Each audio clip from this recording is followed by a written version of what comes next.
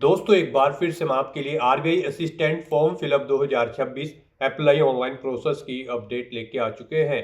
किस तरह से आप आरबीआई असिस्टेंट के 650 खाली पदों के लिए अपने फॉर्म अप्लाई कर सकते हो, स्टेप बाय स्टेप कंप्लीट जानकारी आपको इस वीडियो में दी जाएगी। लास्ट डेट ऑनलाइन आवेदन करने की 8 मार्च 2026 है। कुछ ही दिन शेष रह गए हैं, तो आप जल्द से जल्द अपना फॉर्म अप्लाई कर ले, कहीं मौका हाथ से छूट न जाए। आप अंतिम समय का वेट न करें, अभी से अपना फॉर्म अप्लाई कर ले। फॉर्म अप्लाई करते समय अगर आपके सामने कोई भी टेक्निकल प्रॉब्लम आ रही है, कोई भी डिफिकल्टी फेस हो रही है, तो उसका हल भी आपको इस वीडियो में मिल जाएगा। आवेदन करते समय आपको कोई भी ऐसी गलती या फिर मिस्टेक नहीं करनी होगी, जिसको करने से आपका एप्लीकेशन फॉर्म भी रिजेक्ट हो सकता है। फॉर्म अप्लाई करते समय आपको कुछ महत्वपूर्ण बातों को ध्यान में रखना होगा, कुछ जनरल इंस्ट्रक्शंस को आपको अपने ध्यान में रखना होगा, तभी आपका फॉर्म भी सक्सेसफुली सबमिट हो पाएगा। अप्लाई करते समय आप अपना रजिस्ट्रेशन किस प्रकार से करोगे, कैसे आपको अपनी बेसिक इंफॉर्मेशन फिल करनी होगी, लाइव फोटो कैप्चर आपको कैसे करना होगा, कैसे आप अपने सिग्नेचर और कुछ डॉक्यूमेंट्स यहाँ पर अपलोड करोगे, डिटेल आपको कैसे फिलअप करनी होगी, कैसे प्रीव्यू चेकआउट करोगे, फीस पेमेंट करते हुए रजिस्ट्रेशन से लेकर प्रिंट तक आप कैसे अपना फॉर्म अप्लाई करोगे। पूरी जानकारी के लिए आपको वीडियो शुरू से लेके एंड तक बिना स्किप किए हुए देखनी होगी। इस वीडियो को पूरा देखने पर ही आपके सभी सवाल और डाउट क्लियर होंगे। तो चलिए दोस्तों, बिना कोई वक्त गंवाए शुरू करते हैं आरबीआई असिस्टेंट फॉर्म फिलअप की पूरी जानकारी। फॉर्म भरने से पहले आपको सबसे पहले हमारी वेबसाइट आईएनडी सरकारी नौकरी के इस पेज पर विजिट करना होगा, जिसका लिंक आपको नीचे description plus first comment box में मिल जाएगा। और हमारे इस पेज पर विजिट करके आप यहां से आरबीआई असिस्टेंट का फॉर्म अप्लाई कर सकते हो। रिजर्व बैंक ऑफ इंडिया, भारतीय रिजर्व बैंक आरबीआई की ओर से असिस्टेंट का नोटिफिकेशन रिलीज कर दिया हुआ था। 650 वैकेंसी जहां पर निकली हुई है। लास्ट डेट ऑनलाइन आवेदन करने की 8 मार्च 2026 है। यहाँ पर प्री एग्जाम 11 अप्रैल को कंडक्ट होगा, मेन एग्जाम 7 जून को। 29,000 से 78,640 सैलरी है। यहाँ पर बैचलर डिग्री यानी कि ग्रेजुएशन से आप अप्लाई कर सकते हो। 20 से 28 वर्ष आयु सीमा है। जनरल ओबीसी डब्ल्यूएस के लिए 450 रुपए, SC/ST PH के लिए 50 रुपए फीस है, जो कि आप ऑनलाइन मोड से पेमेंट कर सकते हो। Pre examination, main examination, language proficiency test के आधार पर सिलेक्शन होगा। ऑनलाइन आप ऑल इंडिया से अप्लाई कर सकते हो rbi.org.in पोर्टल से। इंपोर्टेंट लिंक सेक्शन के अंतर्गत ऑफिशियल नोटिफिकेशन पीडीएफ लिंक पर क्लिक करके आप इसकी पीडीएफ डाउनलोड कर सकते हो। यहाँ पर आपको कंप्लीट डिटेल देखने को मिल जाएगी, जैसे कि आवेदन करने की डेट, एग्जामिनेशन की डेट, साथ ही साथ यहाँ पर आप देख सकते हो वैकेंसी की ऑफिस वाइज, कैटेगरी वाइज आपको जानकारी कंप्लीटली यहाँ पर दे दी गई है। एलिजिबिलिटी क्राइटेरिया, इसमें एज लिमिट, एज रिलैक्सेशन की जानकारी आप चेकआउट कर ले। क्वालिफिकेशन की कंप्लीट डिटेल आपको यहाँ पर देखने को मिल जाएगी। उसके बाद में यहाँ पर आपको सिलेक्शन क्राइटेरिया के अंतर्गत एग्जामिनेशन पैटर्न प्री एग्जाम के लिए और मेन एग्जाम के लिए यहाँ पर आपको डिटेल में सब्जेक्ट वाइज प्रोवाइड करा दिया गया है। साथ ही साथ सिलेबस पे आप डिटेल में चेकआउट कर सकते हो। सैलरी की जानकारी आपको यहाँ पर दे दी गई है, वो आप चेकआउट कर ले। और साथ ही साथ दोस्तों, यहाँ पर आपको एग्जामिनेशन फीस के बारे में भी इंफॉर्मेशन प्रोवाइड करा दी गई है। फॉर्म अप्लाई करते समय आपको किस प्रकार से अपना रजिस्ट्रेशन करना होगा, कैसे लाइव फोटो कैप्चर करोगे, डॉक्यूमेंट सिग्नेचर कैसे कितने केबी में आपको अपलोड करने होंगे, फोटोग्राफ आपको कैसे कितने केबी में अपलोड करने होंगे, लैब थंब इंप्रेशन और हैंड रिटन डिक्लेरेशन के लिए भी आपको गाइडलाइंस यहाँ पर दे दी गई है। तो फॉर्म अप्लाई करने से पहले आपको नोटिफिकेशन की पीडीएफ पूरा पढ़ना अनिवार्य है। इसको पूरा पढ़ने से ही आपके सभी सवाल और डाउट क्लियर होंगे। पीडीएफ रीड आउट करने के बाद में आपको अप्लाई ऑनलाइन के इस लिंक पर क्लिक करना होगा, तो आपके सामने ऑनलाइन आवेदन करने का ये ऑफिशियल पोर्टल ओपन हो जाएगा। गाइस, यहाँ पर अगर आपने पहले से रजिस्ट्रेशन कर रखा है तो आपको log in for already registered candidate की स्टेप पर क्लिक करना है। उसके बाद आपके सामने कुछ इस तरह से इंटरफेस ओपन होगा। यहाँ पर आपको अपना रजिस्ट्रेशन नंबर, पासवर्ड और एक कैप्चा कोड एंटर करके सबमिट के ऑप्शन पर क्लिक करते हुए लॉग इन करके अपना फॉर्म अप्लाई कर लेना है। और अगर आप इस भर्ती के लिए फर्स्ट टाइम अप्लाई करने जा रहे हो तो सबसे पहले यहाँ पर आपको अपना रजिस्ट्रेशन करना होगा। उसके लिए आपको यहाँ पर click here for new registration की टैब दी गई है, आप इस पर क्लिक करें। आपके सामने यहाँ पर कुछ इस तरह से रजिस्ट्रेशन का फॉर्म ओपन हो जाएगा। इसमें आपको अपनी बेसिक इन्फॉर्मेशन प्रोवाइड करते हुए अपना रजिस्ट्रेशन करना है। सबसे पहले यहाँ पर आपको अपना फर्स्ट नेम एंटर करना है, उसे एक बार फिर से एंटर करके कंफर्म कर लेना है। मिडिल नेम, लास्ट नेम है तो वो भी आप एंटर करके कंफर्म कर ले, नहीं है तो इन कॉलम्स को आप खाली छोड़ सकते हैं। उसके बाद यहाँ पर आपको आपका फुल नेम शो कर दिया जाएगा, जो नेम यहाँ पर आप प्रोवाइड कराएंगे उसके अकॉर्डिंग। फिर गाइस, यहाँ पर आपको अपना मोबाइल नंबर एंटर करना है, उसे एक बार फिर से एंटर करके कंफर्म कर लेना है। कोई अल्टरनेट मोबाइल नंबर है तो आप एंटर एंटर कर दे। उसके बाद यहाँ पर आपको अपनी ईमेल आईडी के शुरू के कैरेक्टर यहाँ पर एंटर करने हैं और इसमें से आपको डोमेन सिलेक्ट करना है, जिस डोमेन पर आपकी ईमेल आईडी है। फिर यहाँ पर आपको अपनी कंप्लीट ईमेल आईडी टाइप करनी है, ये कैप्चा कोड आपको यहाँ पर एंटर करना है और उसके बाद सेव एंड नेक्स्ट के इस ऑप्शन पर क्लिक करना है। इस तरह से यहाँ पर आपका रजिस्ट्रेशन हो जाएगा। यहाँ पर आपको एक रजिस्ट्रेशन नंबर और पासवर्ड प्रोवाइड कर दिया गया है। ये रजिस्ट्रेशन नंबर और पासवर्ड आपके रजिस्टर्ड मोबाइल नंबर और ईमेल आईडी पर भी सबमिट कर दिए गए हैं। आपको इन्हें केयरफुली नोट डाउन करके रख लेना है फ्यूचर यूज के लिए। और गाइस, यहाँ पर अब आपको अपना मोबाइल नंबर और ईमेल आईडी को वेरीफाई करना है। उनके लिए आपको यहाँ पर सेंड ओटीपी के इन ऑप्शन पर क्लिक करना है। पहले यहाँ पर आपको ये कैप्चा कोड एंटर करना होगा, उसके बाद सेंड ओटीपी के इन ऑप्शन पर क्लिक करना होगा। फिर आपके मोबाइल नंबर और ईमेल आईडी पर ओटीपी जाएंगे, उन्हें आपको यहाँ पर एंटर करके अपने मोबाइल नंबर और ईमेल आईडी को वेरीफाई कर लेना होगा। उसके बाद यहाँ पर आपको अपना फोटो और सिग्नेचर अपलोड करने हैं। गाइस, यहाँ पर आपको अपना latest passport size photo upload करना है और लाइव फोटो यहाँ पर आपको अपना कैप्चर करना है। उसके बाद आपको अपने सिग्नेचर अपलोड करने हैं। इनके लिए आपको गाइडलाइन दी गई है। आप guideline for scanning the photograph and signature के इस लिंक पर क्लिक करेंगे। उसके बाद आपके सामने ये पीडीएफ ओपन होगी, यहाँ से आप चेकआउट कर सकते हो। आपका जो फोटो होगा उसकी डायमेंशन 4.5 सेंटीमीटर इंटू 3.5 सेंटीमीटर होनी चाहिए और यहाँ पर उसका साइज 20 KB से 50 KB के बीच में होना चाहिए। सिंपल बैकग्राउंड होना चाहिए, प्लेन यहाँ पर आपके फोटो का। और जो आप लाइव फोटो कैप्चर करेंगे, फोटो कैप्चर करते समय आपको कुछ चीज़ों का ध्यान रखना होगा। आपको फोटो कैप्चर करते समय अपने चेहरे पर कोई मास्क नहीं लगाना है, चेहरे पर कोई आपको अपने सनग्लासेस वगैरह नहीं पहनने हैं, कानों में ईयरफोन्स वगैरह नहीं लगाने हैं। प्रॉपर वे में लाइट होनी चाहिए उस स्थान पर जिस स्थान पर आप अपना फोटो कैप्चर करेंगे। सिंपल प्लेन बैकग्राउंड आपका होना चाहिए। और जो आपके सिग्नेचर होंगे वो यहाँ पर 140x60 उनकी डायमेंशन रहेगी। साइज आपके सिग्नेचर का 10 KB से 20 KB के बीच में होना चाहिए। जेपीजी या फिर जेपीजी फॉर्मेट में आपके सिग्नेचर होने चाहिए। तो यहाँ पर आपको अपना फोटो अपलोड करने के लिए ब्राउज के ऑप्शन पर क्लिक करना है, फाइल को सिलेक्ट कर लेना है और अपना लेटेस्ट पासपोर्ट साइज फोटो यहाँ पर आपको अपलोड कर देना है। उसके बाद यहाँ पर आपको अपना लाइव फोटो कैप्चर करना है। आप कैप्चर फोटो के ऑप्शन पर क्लिक करके वेब कैमरा के थ्रू अपना लाइव फोटो कैप्चर कर सकते हैं, या फिर गाइड आप क्लिक हियर टू स्कैन के इस ऑप्शन पर क्लिक करें। फिर ये आपको यहाँ पर ये QR कोड शो होगा, आप इसे अपने मोबाइल फोन के QR कोड रीडर से स्कैन करें। आपके मोबाइल फोन पर एक लिंक जाएगा, उस पर क्लिक करते हुए आप अपना लाइव फोटो कैप्चर कर सकते हैं मोबाइल के थ्रू भी। दो तरह से यहाँ पर आप अपना लाइव फोटो कैप्चर कर सकते हैं, वेब कैमरा के थ्रू या फिर मोबाइल फोन के थ्रू। इस तरह से अपने फोटो कैप्चर करने के बाद फिर आपको गाइस यहाँ पर इस चेकबॉक्स को ओके करना होगा। उसके बाद यहाँ पर आपको अपने सिग्नेचर अपलोड करने हैं। आप ब्राउज के ऑप्शन पर क्लिक करेंगे, फाइल को सिलेक्ट करेंगे और अपने सिग्नेचर यहाँ पर अपलोड कर देंगे। आपके सिग्नेचर यहाँ पर कैपिटल लेटर में नहीं होने चाहिए। फिर यहाँ पर आपको इस चेकबॉक्स को ओके करना है। इस तरह से अपने फोटो और सिग्नेचर अपलोड करने के बाद फिर आपको यहाँ पर गाइस नेक्स्ट के इस ऑप्शन पर क्लिक करना है। नेक्स्ट यहाँ पर आपको अपनी बेसिक डिटेल्स प्रोवाइड करनी है। यहाँ पर आपको सबसे पहले अपनी कैटेगरी सिलेक्ट करनी है। उसके बाद यहाँ पर आपसे पूछा गया है कि क्या आप PWBD कैंडिडेट हैं और आपकी डिसेबिलिटी 40% से अबव है। अगर है तो आप यस करेंगे, अपनी डिसेबिलिटी का टाइप सेलेक्ट करेंगे और उसकी डिटेल्स यहाँ पर आप प्रोवाइड करेंगे। नहीं है आप PWBD कैंडिडेट तो आप नो ऑप्शन सेलेक्ट करेंगे, फिर आपको डिटेल्स नहीं प्रोवाइड करनी होगी। उसके बाद यहाँ पर आपसे पूछा गया कि क्या आप person with specified disability cover करना चाहते हैं under the definition of section 2S। अगर चाहते हैं तो यस करेंगे, फिर उसकी डिटेल देंगे, नहीं तो नो ऑप्शन आप सेलेक्ट करेंगे। उसके बाद यहाँ पर आपको इस पेज को नीचे स्क्रॉल डाउन करना है।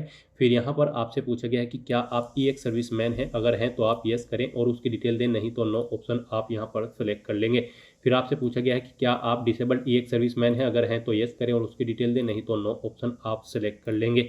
फिर यहाँ पर आपसे पूछा गया है कि क्या आप dependent of defence personnel killed candidate हैं और यहाँ पर हैं तो आप यस करेंगे, नहीं तो नो ऑप्शन सेलेक्ट कर लेंगे। फिर आपसे पूछा गया है कि क्या आप एज में रिडक्शन चाहते हैं। अगर आप विडो या फिर डाइवोर्स वुमेन हैं, अगर चाहते हैं तो यस करें, नहीं तो नो ऑप्शन सेलेक्ट करें। उसके बाद आपसे पूछा गया है कि क्या आप करंट में RBI के स्टाफ में हैं। अगर हैं तो यस करेंगे और फिर यहाँ पर आप अपना PF इंडेक्स नंबर देंगे, नहीं है तो आप नो ऑप्शन सेलेक्ट कर लेंगे। फिर आपसे पूछा गया है कि क्या आप एक्स एम्प्लॉय हैं RBI के। अगर हैं तो यस करें और अपना एक्सपीरियंस ईयर में यहाँ पर एंटर करें, नहीं तो नो ऑप्शन आप सेलेक्ट करेंगे। अपनी नेशनलिटी आपको सेलेक्ट कर लेनी है।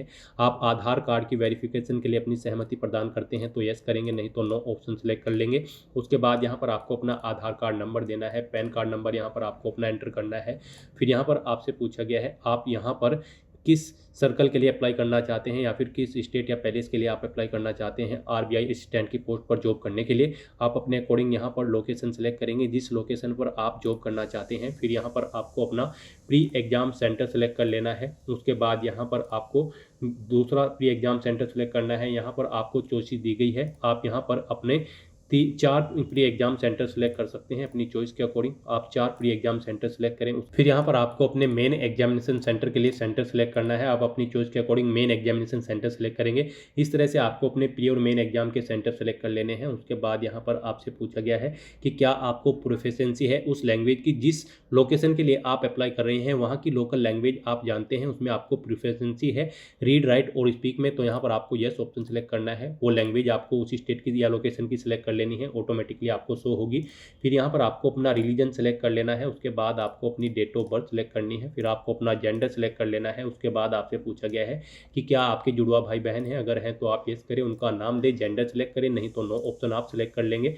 फिर आपको अपना मैरिटल स्टेटस सेलेक्ट करना है। उसके बाद यहाँ पर आपको अपने फादर का नाम, मदर का नाम एंटर करना है। मैरिड हो तो अपने हस्बैंड या वाइफ का नाम यहाँ पर आप एंटर करेंगे। उसके बाद गाइड यहाँ पर आपको अपना कोरोस्पोंडेंस एड्रेस एंटर करना है। यहाँ पर आप अपना कोरोस्पोंडेंस एड्रेस एंटर करें।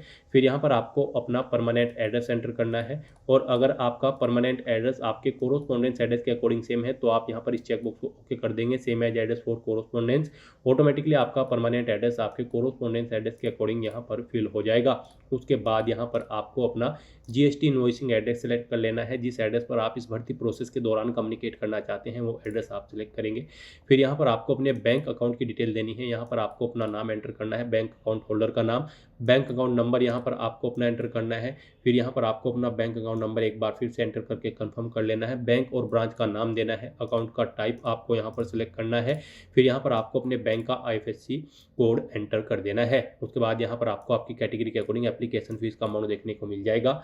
अपनी बेसिक डिटेल्स प्रोवाइड करने के बाद गाइस फिर आपको यहाँ पर वैलिडेट योर डिटेल के इस ऑप्शन पर क्लिक करके अपनी सभी डिटेल्स वैलिडेट कर लेनी है। और उसके बाद फिर आपको यहाँ पर सेव एंड नेक्स्ट के इस ऑप्शन पर क्लिक करना है। नेक्स्ट यहाँ पर आपको अपनी एजुकेशनल क्वालिफिकेशन की डिटेल प्रोवाइड करनी है। गाइस यहाँ पर आरबीआई असिस्टेंट की पोस्ट पर अप्लाई करने के लिए आपके पास ग्रेजुएट डिग्री होनी चाहिए किसी भी रिलीवेंट डिसिप्लिन के अंतर्गत मिनिमम 50% मार्क्स के साथ।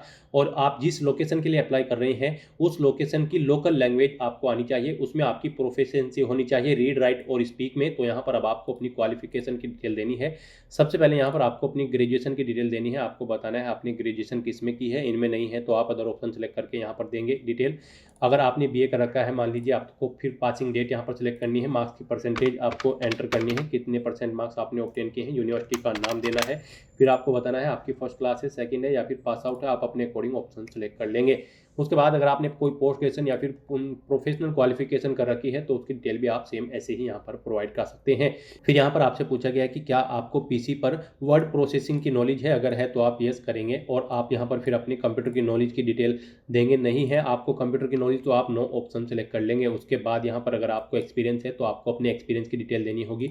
यहाँ पर अगर आप प्रेजेंट में कार्यरत हैं तो यस सेलेक्ट करेंगे, नहीं कार्यरत हैं तो नो ऑप्शन सेलेक्ट करेंगे। उसके बाद यहाँ पर आपको अपना नाम एंटर करना है, अपनी डेजिग्नेशन देनी है, जिस पोस्ट पर आप कार्यरत थे। फिर आपको डेट सेलेक्ट करनी होगी कब से कब आप कार्यरत थे। उसके बाद यहाँ पर नेचर ऑफ ड्यूटी आपको देनी है, जॉब छूट चुके हैं तो उसे छोड़ने का कारण देना होगा। इन डेट के अकॉर्डिंग यहाँ पर आपका एक्सपीरियंस कैलकुलेट करके आपको शो कर दिया जाएगा। ईयर और मंथ्स में एक से ज़्यादा जगह वर्किंग एक्सपीरियंस है तो आप ऐड मोर के स्टेप पर क्लिक करेंगे। सेम ऐसी ही एक और रो यहाँ पर ऐड हो जाएगी और उसमें आप अपने एक्सपीरियंस की डिटेल प्रोवाइड कर देंगे। और गाइस अगर आपको एक्सपीरियंस नहीं है तो यहाँ पर आप कुछ भी डिटेल्स नहीं देंगे, इस सेक्शन को आप ऐसे ही खाली छोड़ देंगे। उसके बाद यहाँ पर आपको अपनी लैंग्वेज की डिटेल देनी है। यहाँ पर आप जिस भी लोकेशन के लिए अप्लाई करने जा रहे हैं उसकी लोकल लैंग्वेज आपको आनी चाहिए, उसमें रीड राइट और स्पीक में आपकी प्रोफिशिएंसी होनी चाहिए। कम से कम हिंदी लैंग्वेज तो यहाँ पर आपको आनी ही चाहिए सभी के लिए, इसमें आपको रीड राइट और स्पीक आना चाहिए। फिर आपके पास जो भी लैंग्वेज है उस लोकेशन की लोकल लैंग्वेज यहाँ पर आप उसकी एंट्री करें, जैसे कि मराठी या फिर मलयालम या कन्नड़ा या उर्दू, जो भी लैंग्वेज आप इसके अलावा जानते हैं उसे उसकी डिटेल यहाँ पर आप प्रोवाइड कर सकते हैं। इस तरह से अपनी क्वालिफिकेशन और एक्सपीरियंस की डिटेल प्रोवाइड करने के बाद गाइड फिर आपको यहाँ पर वैलिडेट योर डिटेल के इस ऑप्शन पर क्लिक करके अपनी डिटेल्स वैलिडेट कर लेनी है। और उसके बाद आपको सेव एंड नेक्स्ट के इस ऑप्शन पर क्लिक करना है। नेक्स्ट यहाँ पर आपने पीछे अब तक जो डिटेल प्रोवाइड कराई है उसका पूरा प्रीव्यू आपको शो कर दिया गया है। आपको सभी डिटेल्स केयरफुली चेकआउट करनी है। इस पेज को नीचे स्क्रॉल डाउन करना है, डिक्लेरेशन सेक्शन में आना है, आई एग्री के चेकबॉक्स को ओके करना है। और उसके बाद गाइज आपको यहाँ पर कंप्लीट रजिस्ट्रेशन के स्टेप पर क्लिक कर देना है। नेक्स्ट यहाँ पर आपको अपने डॉक्यूमेंट अपलोड करने हैं। यहाँ पर आपको अपना लेफ्ट थंब इंप्रेशन और handwritten declaration document upload करना है। इनके लिए भी आपको गाइडलाइन दी गई है।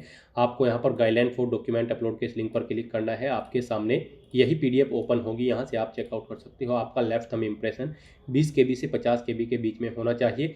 और यहाँ पर आपको ये ब्लू या फिर ब्लैक इंक से व्हाइट पेपर पर करना होगा। उसके बाद यहाँ पर आपको अपना handwritten declaration document English में टाइप करना होगा व्हाइट पेपर पर ब्लैक इंक पेन से। यहाँ पर उसकी डायमेंशन 800x400 पिक्सल होनी चाहिए। 50 KB से 100 KB के बीच में आपका ये डॉक्यूमेंट होना चाहिए। आपके दोनों डॉक्यूमेंट JPG या फिर JPEG फॉर्मेट में होने चाहिए। तो अपने इन डॉक्यूमेंट्स को अपलोड करने के लिए आपको यहाँ पर चूज फाइल के इस ऑप्शन पर क्लिक करना है और फाइल्स को सिलेक्ट करते हुए अपने इन दोनों डॉक्यूमेंट्स को अपलोड कर देना है। फिर यहाँ पर आपसे पूछा गया है कि क्या आप अपना नाम, date of birth, mobile number, gender, Aadhaar number, SSC या ग्रेजुएशन की डिटेल अपने डिजी लॉकर से फैच करके प्रोवाइड करना चाहते हैं। डिजी लॉकर अकाउंट को कनेक्ट करते हुए अगर चाहते हैं तो यस करेंगे, नहीं तो नो ऑप्शन सेलेक्ट करेंगे। फिर आप ये कैप्चा कोड यहाँ पर एंटर करेंगे और उसके बाद आप यहाँ पर सेव एंड नेक्स्ट के इस ऑप्शन पर क्लिक कर देंगे। नेक्स्ट आपके सामने कुछ इस तरह से इंटरफेस ओपन होगा। अब यहाँ पर गाइज आप एप्लीकेशन प्रिंट के स्टेप पर क्लिक करके अपने एप्लीकेशन फॉर्म का एक हार्ड कॉपी या फिर सॉफ्ट कॉपी प्रिंट आउट ले सकते हैं। और यहाँ पर अब आपको अपनी कैटेगरी के अकॉर्डिंग एप्लीकेशन फीस का अमाउंट पे करना है। आपको यहाँ पर आपकी कैटेगरी के अकॉर्डिंग एप्लीकेशन फीस का अमाउंट देखने को मिल जाएगा। यहाँ पर जनरल OBC EWS कैंडिडेट के लिए 450 रुपये प्लस GST फीस है और SC ST PS कैंडिडेट के लिए 50 रुपये प्लस GST फीस का अमाउंट आपको जमा कराना होगा। तो यहाँ पर आपको आपकी कैटेगरी के अकॉर्डिंग एप्लीकेशन फीस का अमाउंट देखने को मिल जाएगा। अब आपको ये कैप्चा कोड यहाँ पर एंटर करना है और उसके बाद सबमिट के इस ऑप्शन पर क्लिक करना है। नेक्स्ट आपके सामने फीस पेमेंट का इंटरफेस ओपन होगा। यहाँ पर आप credit card, debit card, net banking, wallet, cash card, QR या फिर UPI के माध्यम से आप अपना फीस पेमेंट कर सकते हैं।